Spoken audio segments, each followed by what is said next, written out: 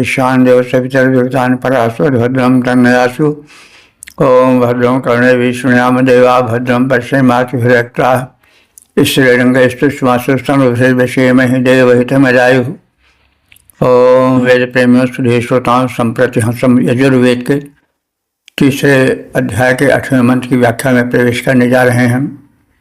मंत्र का शीर्षक है अग्नि की ही सर्वकालिक स्तुति। अब संबंधित मंत्र का सर्वप्रथम सस्वर पाठ हो जाए।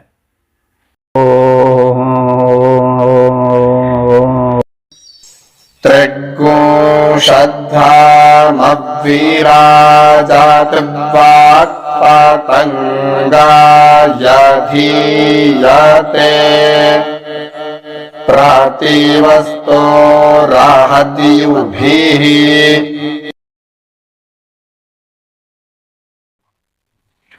इस 8वें मंत्र में कथित है कि मानवीय वाणी यों तो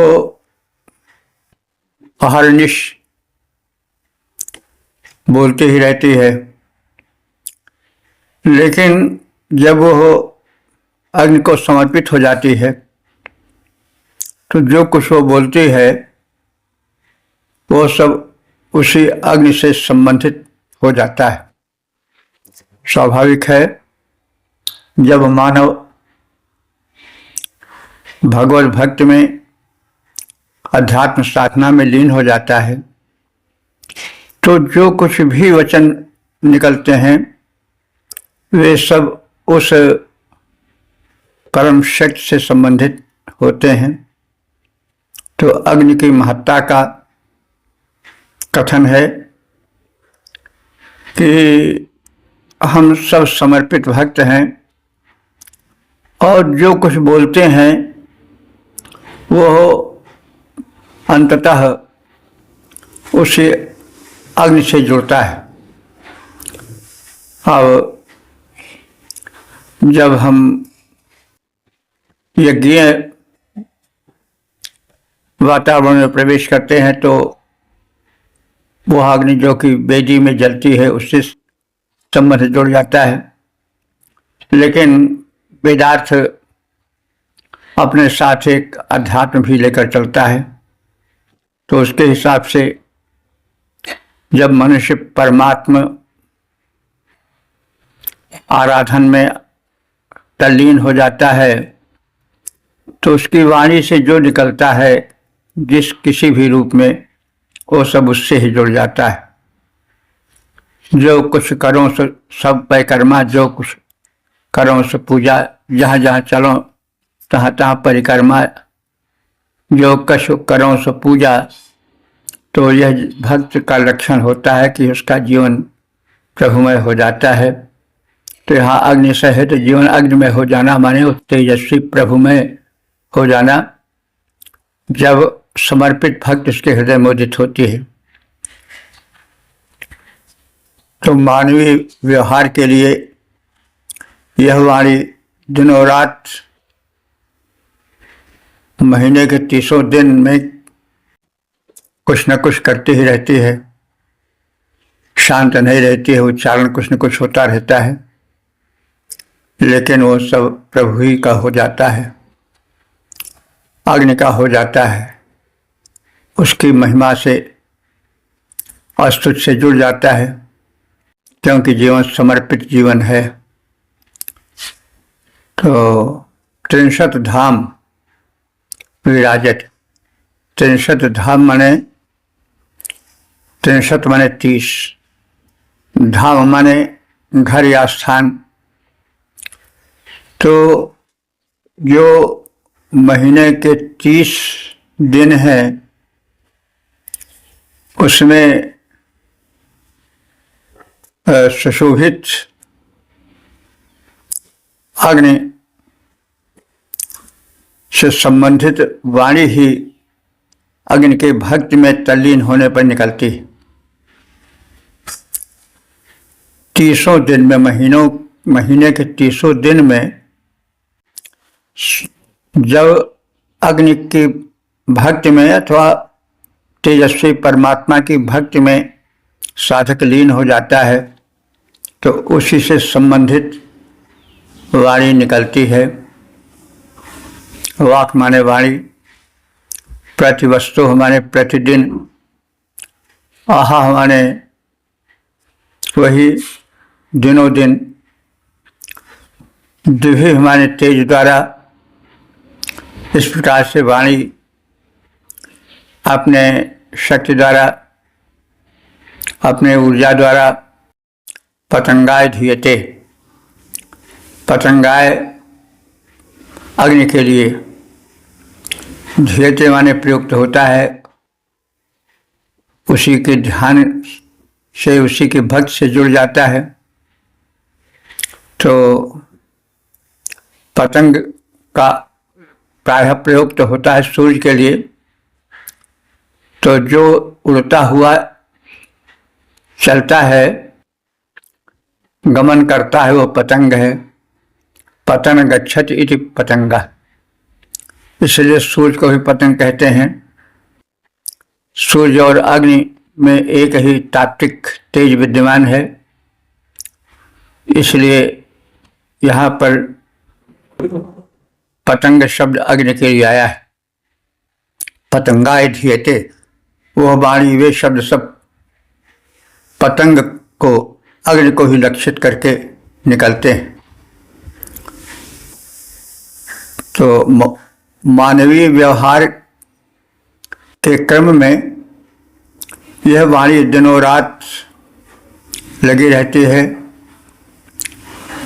और दिनों रात के 30 मुहूर्त या मास के 30 दिन रूपी 30 स्थानों में यह वाणी कार्यरत रहती है। यह वाणी सदा कुछ न कुछ बोलती ही रहती है,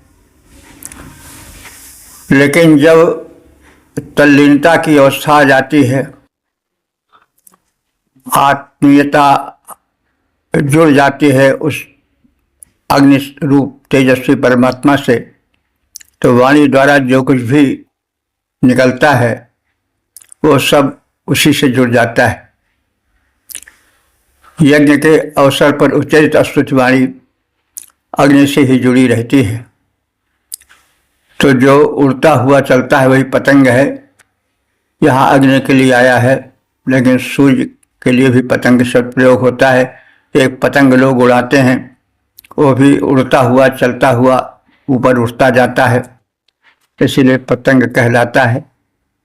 तो जो उड़ता हुआ जाता है पतंग है। पतन गच्छति इति पतंगा।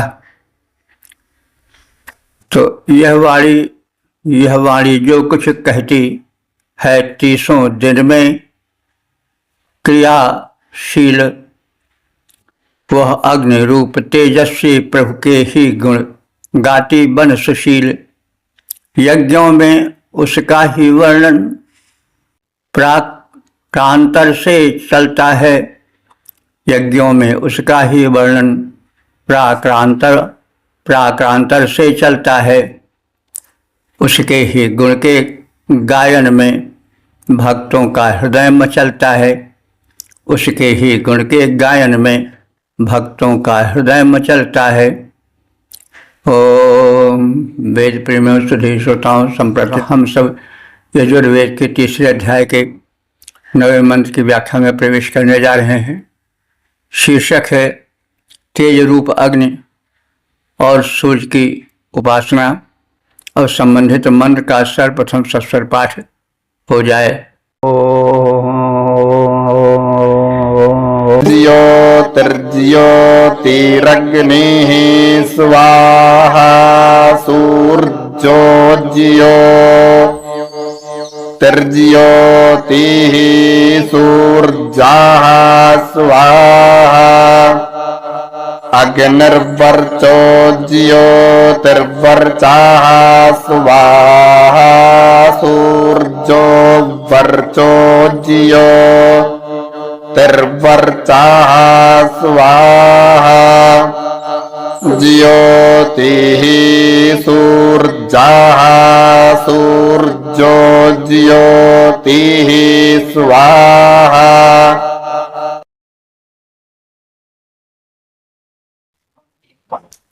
इस नवे मंत्र में ज्योति पुंज अग्नि रवि आदि को मंत्रोच्चारण के साथ आहुति समर्पण का क्रम है। अग्नि ज्योति, अग्नि का स्वरूप कथन है। अग्नि ज्योति है और ज्योति ही अग्नि, ज्योति ही अग्नि है, दोनों पूरक हैं। स्वाहा और अस्तु ज्योति स्वरूप अग्नि को स्वाहा पूर्वक हवि समर्पित है। सूर्य ज्योति, सूर्य ज्योति है, ज्योति स्वरूप है, ज्योति सूर्य, ज्योति सूर्य है। अस्तु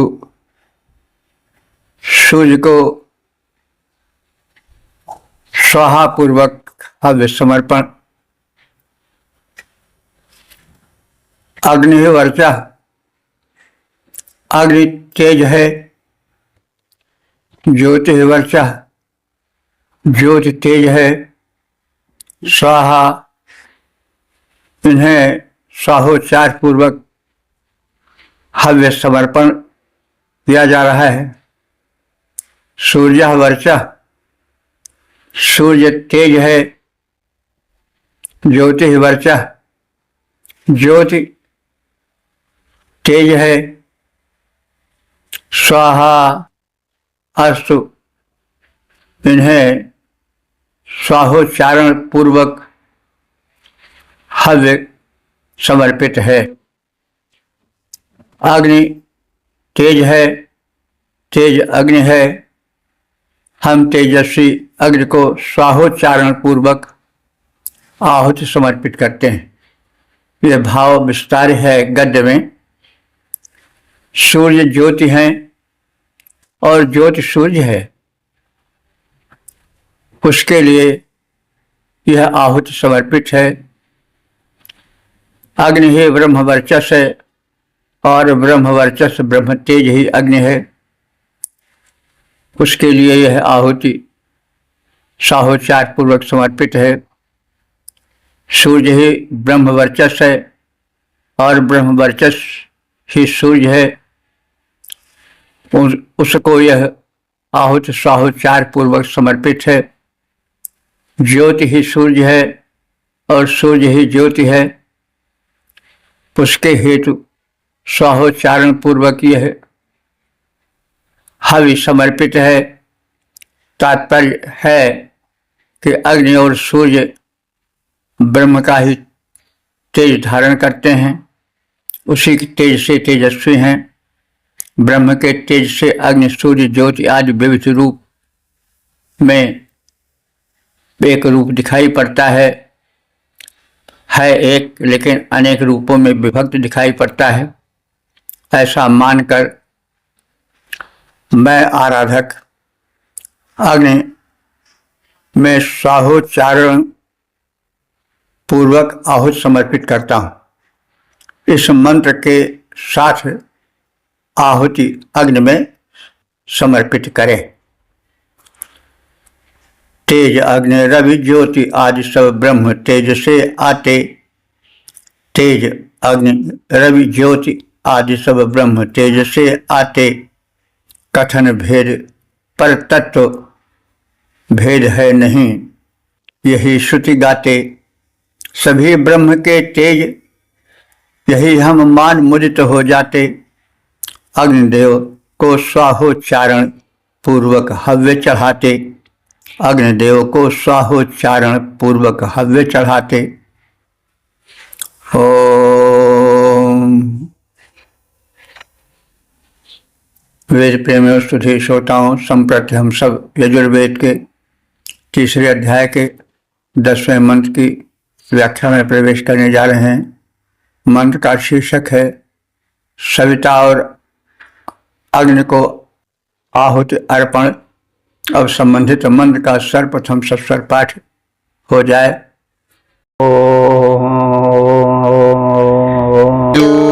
देवेन सावित्रा साजूरात्रियेन्द्रावत्या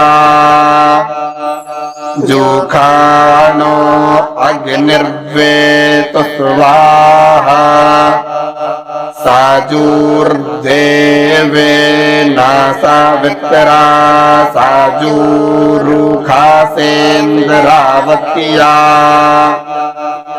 जोखानाः सूर्यो वेतु स्वाहा। इस 10वें मंत्र में प्रातः और सायंकाल हवन के साथ अग्नि को आहुति अर्पण करने को कहा गया है। यानी जब हवन क्रिया प्रारंभ हो जाए तो आहुति इसमें डाला जाए। प्रातः और सायंकाल, इस मंत्र का एक भाग सायंकालीन हवन और दूसरा भाग प्रातःकालीन हवन क्रिया से जुड़ा प्रतीत होता है। अग्नि सर्वदेवमय है, उनके मुख से ही देवगण आहुति ग्रहण करते हैं। सविता विश्व के सविता परमात्मा के वाचक हैं। सकल जगत उत्पादक शक्ति के साथ इंद्र भी जुड़े हैं। इस प्रकार से अंततः सहोच्चारण पूर्वक अग्निदेव को हव्य समर्पण का कथन है। सविता देवेन, सविता देवता के साथ सजूह मैत्री से युक्त होकर रहने वाले, इंद्रवत्याः रात्र्याः सजूह, इंद्रयुक्त रात्रि के साथ मैत्री संबंध जोड़कर रहने वाले जोषाणा हव्य द्रव्य का सेवन करते हुए आहुति स्वीकार करें। सविता देवता एवं इंद्रयुक्त रात्रि के साथ रहने वाले अग्निदेव इस आहुति को ग्रहण करें। सविता देव के साथ इंद्रयुक्त उषा से जुड़े हुए सूर्य देव को यह आहुति समर्पित है। वे हमारी आहुति स्वीकार करें। तो सविता सूर्य एक तरह से मतलब पर्याय भी कहे जा सकते हैं, लेकिन उनमें भेद है। प्राभातिक बेला का जो सूर्योदय होता है वो प्रेरक होता है, वो सविता है, और जो सामान्य रूप है रवि का वह सूर्य है। तो सवित्रा देवेन, सविता देवता के साथ हम जुड़ें, आहुति प्रदान करें और इंद्रयुक्त रात्रि के साथ रहने वाले अग्निदेव इस आहुति को ग्रहण करें। सविता देवता के साथ इंद्रयुक्त उषा से जुड़े हुए सूर्य देव को यह आहुति समर्पित है। वे हमारी आहुतियां स्वीकार करें। सविता देव जगत सृष्टा हैं, उनको हैं हम ध्याते, पद रूपांतरण है। सविता देव जगत सृष्टा हैं, उनको हैं हम ध्याते, इंद्रयुक्त निःसंगी पावक, उनको हव्य चढ़ाते। सविता और अग्नि दोनों ही हव्य करें स्वीकार, करते हव्य समर्पित हम हैं, करके स्वाहोच्चार। ओम।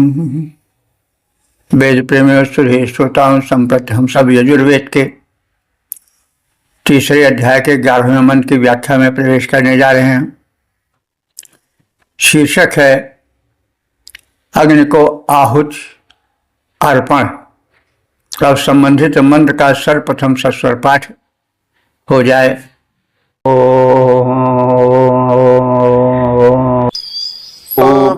उपप्रायन्तो अध्वारं मन्त्रं वोचे माग्नाये आरे अस्मे चाशृण्वते। इस 11वें मंत्र में कथित है कि अग्निदेव जो परमात्मा के तेज के प्रकटित रूप हैं, वे दूर से भी प्रार्थना सुनने में सक्षम हैं। हम सब आराधक अध्वरम उपपर्यंतः, यज्ञ के अध्वर कहते हैं हिंसा रहित यज्ञ को।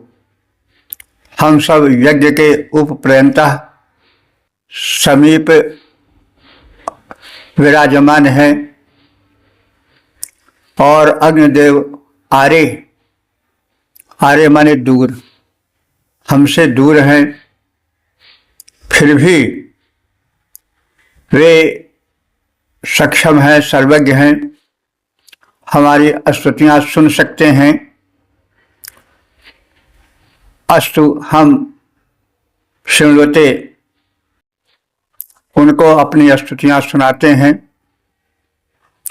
मंत्रम वोचेम, उनकी स्तुति में, आराधना में मंत्रोच्चारण करते हैं।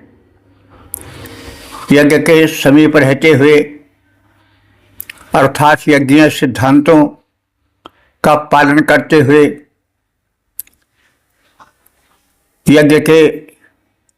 यज्ञाग्नि के निकट रहते हुए हम सुदूर स्थान से भी अग्नि की स्तुति करें तो अग्निदेव उस स्तुति को सुनने में सक्षम है। क्या निकट क्या दूर, श्रवण क्षमता उनकी अत्यंत संवेदनशील है, अत्यंत सक्रिय है।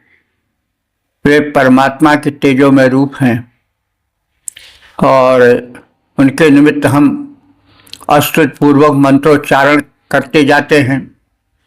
तात्पर्य है कि अग्नि रूप तेजस्वी परमात्मा सर्वव्यापक हैं।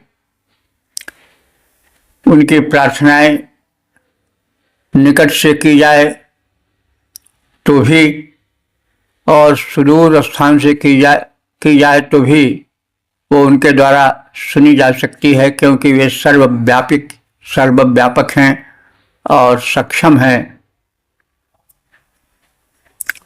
इसका हम छंदोबद्ध प्रारूप देख लें। हिंसा रहित यज्ञ जीवन का हम जो सदा रचाते, हिंसा रहित यज्ञ जीवन का हम जो सदा रचाते, उसमें तेजस्वी पावक परमात्मा के गुण गण गाते। वे सुदूर से भी स्तुतियां सुन करुणा बरसाते, निकट दूर दोनों सम उनको व्यापकता के नाते। निकट दूर दोनों सम उनको व्यापकता के नाते। ओम। वेद प्रेमियों सुधी श्रोताओं, संप्रति हम सब यजुर्वेद के तीसरे अध्याय के 12वें मंत्र की व्याख्या में प्रवेश करने जा रहे हैं। शीर्षक है अग्नि के व्यापक अनुदान। अब संबंधित मंत्र का सर्वप्रथम सस्वर पाठ हो जाए।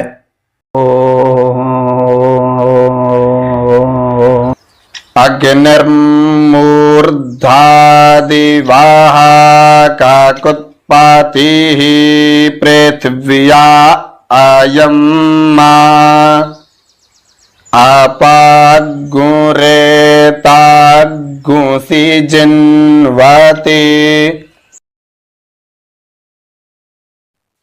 इस 12वें मंत्र में अग्निदेव की महत्ता एवं उनके अनुदानों का कथन है।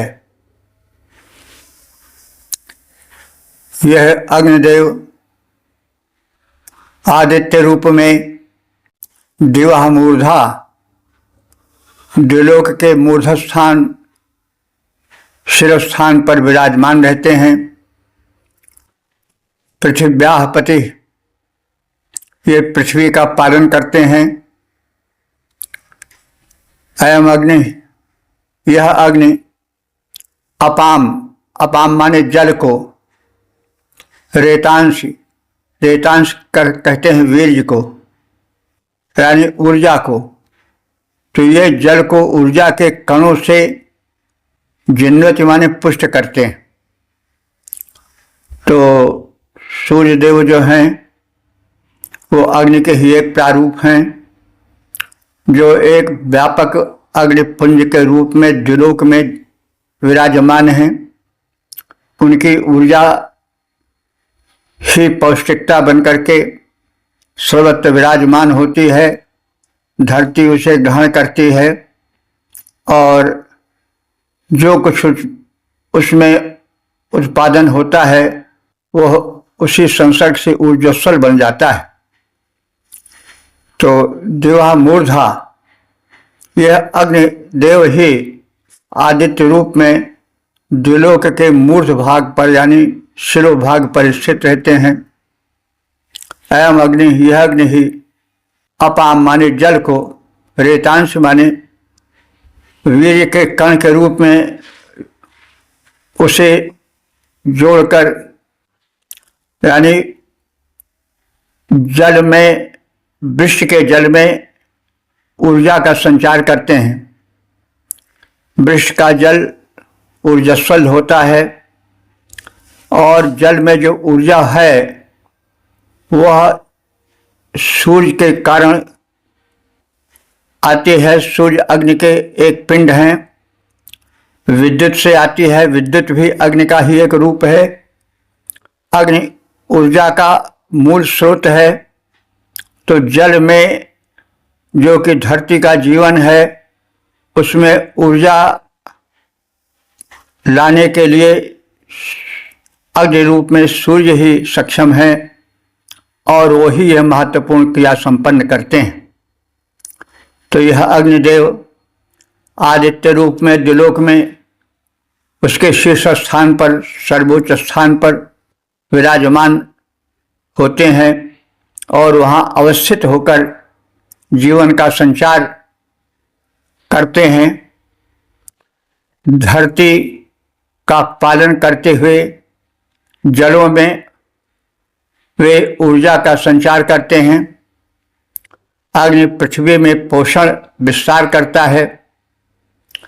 अग्नि ही मेघमंडल में जल में विद्युत बनकर ऊर्जा के कणों को घुलता है और पुष्ट बनाता है। तो सूर्य रूप में अग्नि द्विलोक के मस्तक पर शोभा पाते हैं। सूर्य रूप में अग्नि द्विलोक के मस्तक पर शोभा पाते, घन में विद्युत बन ऊर्जा कण घोल उसे बल युक्त बनाते। यावत ताप प्रकाश या ऊर्जा है वह अग्नि के कारण। वह अग्नि चाहे सूर्य रूप में हो, चाहे विद्युत रूप में हो, चाहे शरीरस्थ जठराग्नि आदि के रूप में हो, सब अग्नि तत्व ही है, उसी का प्रारूप है और ऊर्जा का संचार उसी से होता है। सौर ऊर्जा से जीवन संचार के वैज्ञानिक तथ्य का संकेत प्रस्तुत मंत्र में है कि सूर्य में वह ऊर्जा है जिससे लोक कल्याण हो सकता है। जो यह वैज्ञानिक सत्य है, यह तथ्य इस मंत्र में संकेतित है। सौर ऊर्जा के सिद्धांत सूक्ष्म रूप से इस मंत्र में पिरोए हुए प्रतीत होते हैं। ओम वेद प्रेमियों सुधी श्रोताओं, संप्रति हम सब यजुर्वेद के तीसरे अध्याय के 13वें मंत्र की व्याख्या में प्रवेश करने जा रहे हैं। शीर्षक है इंद्र और अग्नि का संबंध। अब संबंधित मंत्र का सर्वप्रथम सस्वर पाठ हो जाए।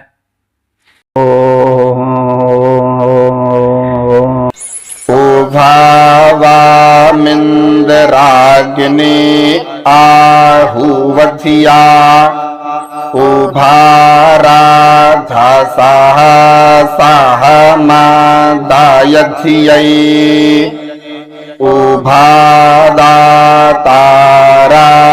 विखाग्मुरायीणा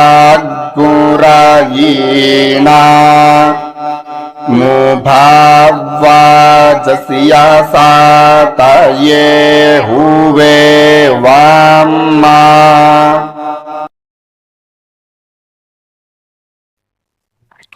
इस 13वें मंत्र में अन्न धन उपलब्धि हेतु इंद्र और अग्नि का साथ साथ आवाहन किया गया है। इंद्राग्नि,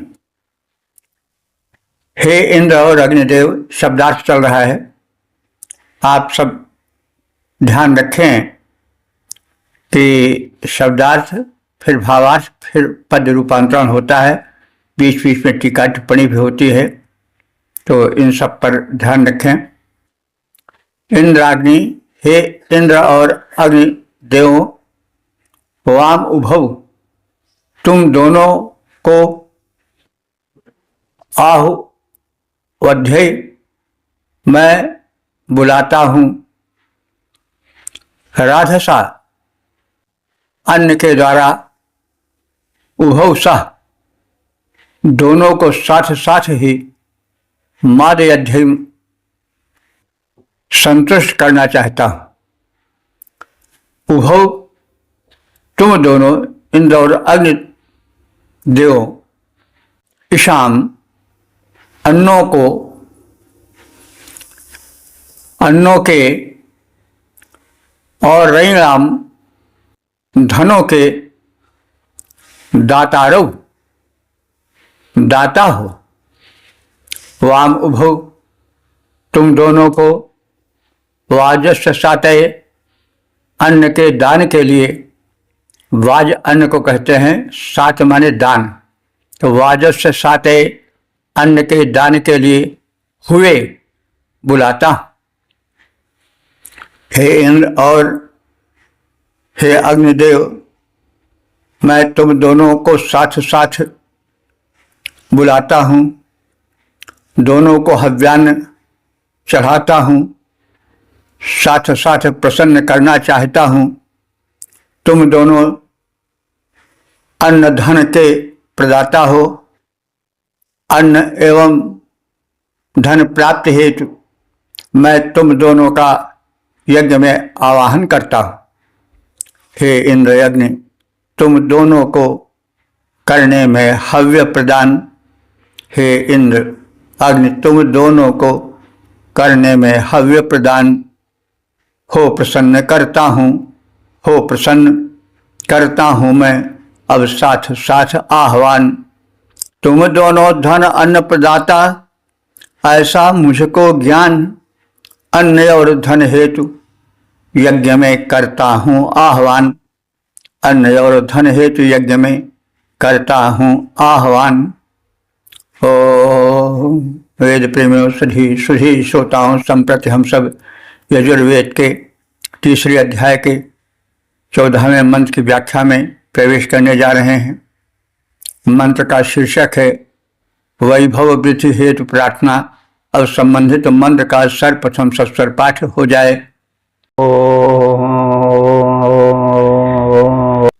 आयन्ते जो नीरेऋत्वियो जातो जातो आरोचथाः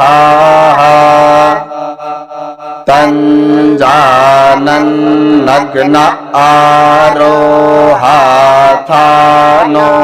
वर्धया रयिम्मा।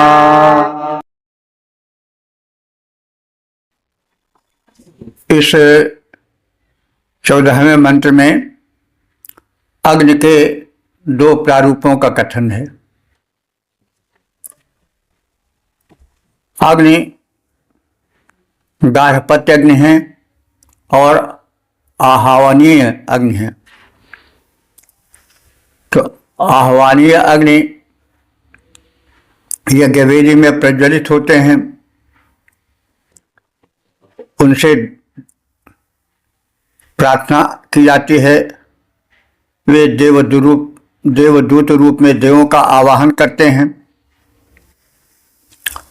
और इनकी उत्पत्ति गार्हपत्य अग्नि से होती है। गार्हपत्य अग्नि वह है जो यज्ञ प्रक्रिया से विलग होती है, चाहे वह शमी काष्ठ की लकड़ी में हो,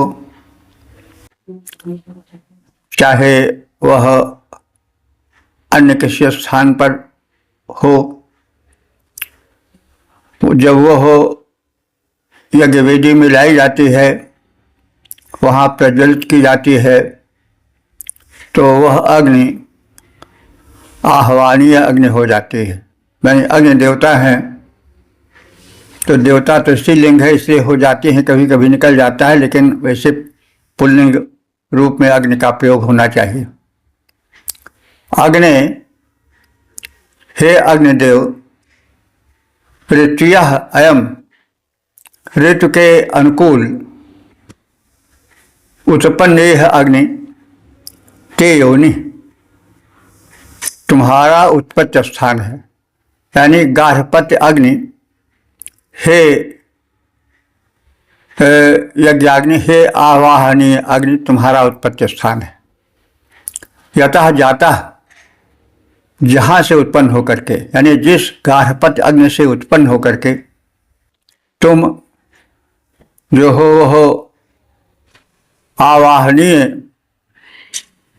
अग्नि बने हो और अरोचथा प्रकाशित हुए हो, तम जानन आरोह, उसको जानता हुआ मैं यह कथन कर रहा हूँ।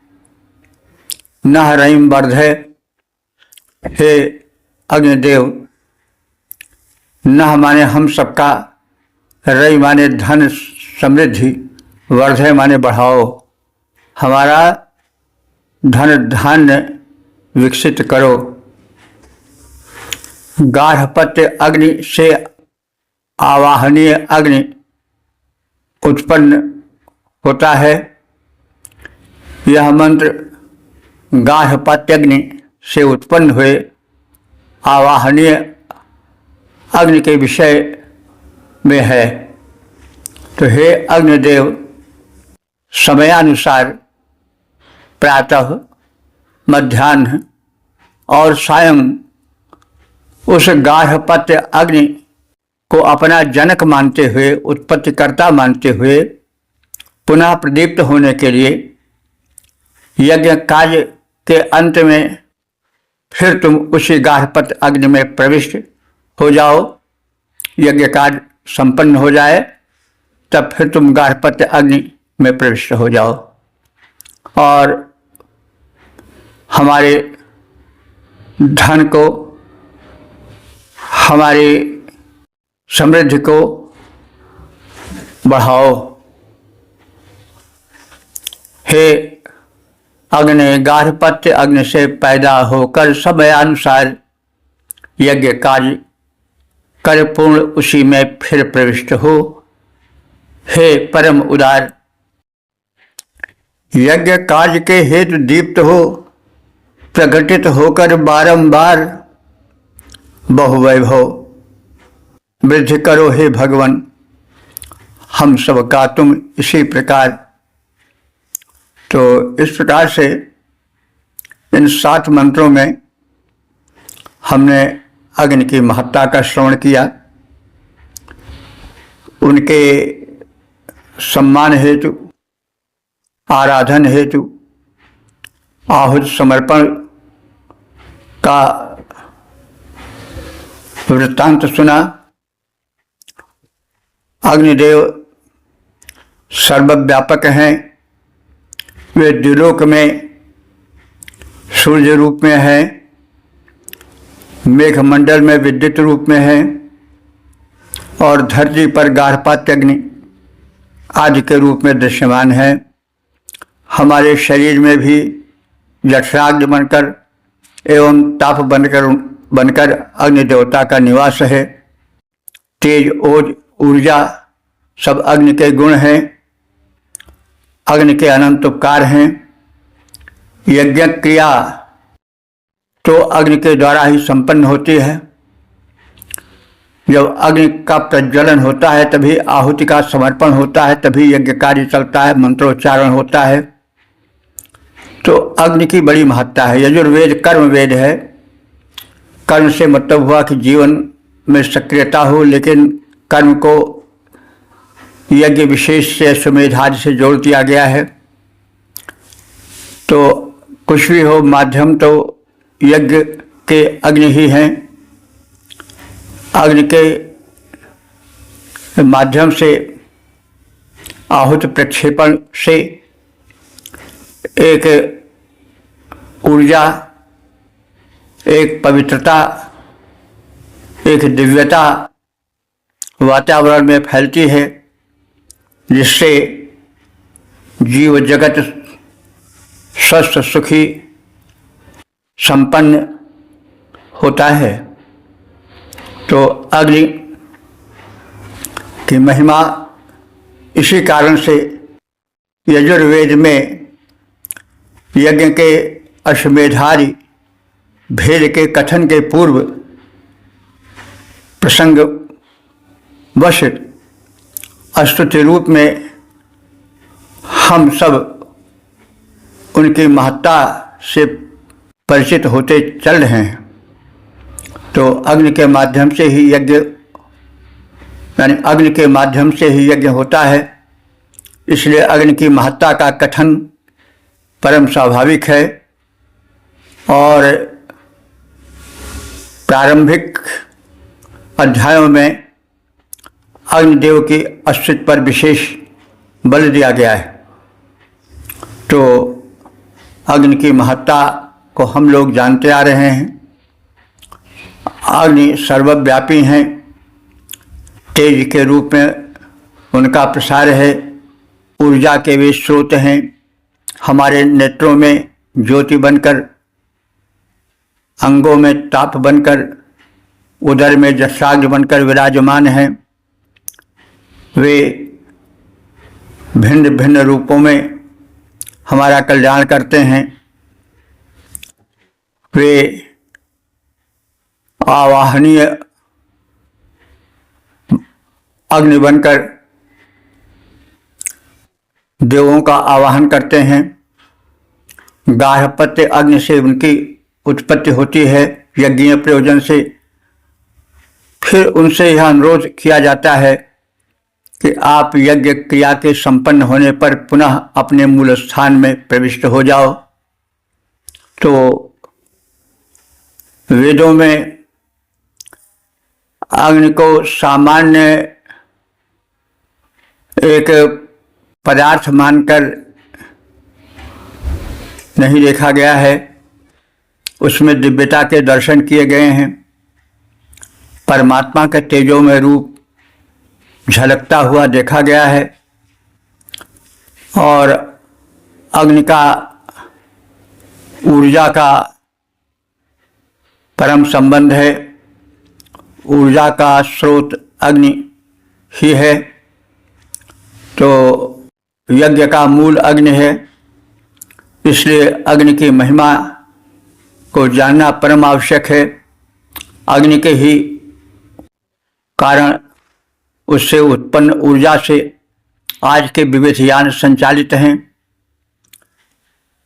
हम अग्नि की महत्ता को एक नहीं अनेक दृष्टियों से देखें। अध्यात्म जगत में उनका जितना महत्व है, भौतिक जगत में भी उतना ही महत्व है। भौतिक संसार, वैज्ञानिक प्रोन्नति अग्नि की पहचान, अग्नि में संचित ऊर्जा की पहचान से ही हो सका है। तो अग्नि का भौतिक महत्व है, अग्नि का आध्यात्मिक महत्व है, अग्नि का यज्ञीय महत्व है। इसलिए प्रारंभ के मंत्रों में, प्रारंभ के अध्यायों में अग्नि की विशेष स्तुति की गई है, जो कि आवश्यक है। अग्निदेव देव हैं, वे कोई जल पदार्थ नहीं हैं। उनके पीछे जो निहित शक्ति है वो चेतन शक्ति है। बाह्य रूप हम भले देखें कि वह तो बिल्कुल जड़ है, चैतन्य उसमें नहीं है, लेकिन उसके भीतर उसको संचालित करने वाला जो तत्व है वह चैतन्य तत्व है। तो चेतना अग्नि का प्रधान गुण है। अग्नि में चैतन्य गुण का अनुभावन कर प्रार्थना की गई है, जो कि परम आवश्यक है। तो इस प्रकार से हम अग्नि के ऊर्जा स्वरूप, उनके पवित्रता के स्वरूप, पवित्रीकरण के स्वरूप को पहचाने, जाने और जीवन को ऊर्जा के सांचे में अग्नि उपासना से ढालें। अग्नि कभी मंद न हो, चाहे हमारे उदर वेदी में जठराग्नि बनकर वह प्रज्वलित हो, चाहे वह यज्ञीय व्यवस्था में हो, अग्नि का प्रज्वलित रहना परम आवश्यक है। यज्ञीय जीवन ही संपूर्ण सुखी जीवन का स्रोत है। इस तथ्य को जानकर हम अग्नि के प्रति समर्पित जीवन बिताएं। ओम सर्वे भवन्तु सुखिनः, सर्वे सन्तु निरामयाः, सर्वे भद्राणि पश्यन्तु, मा कश्चित् दुःख भाग् भवेत्।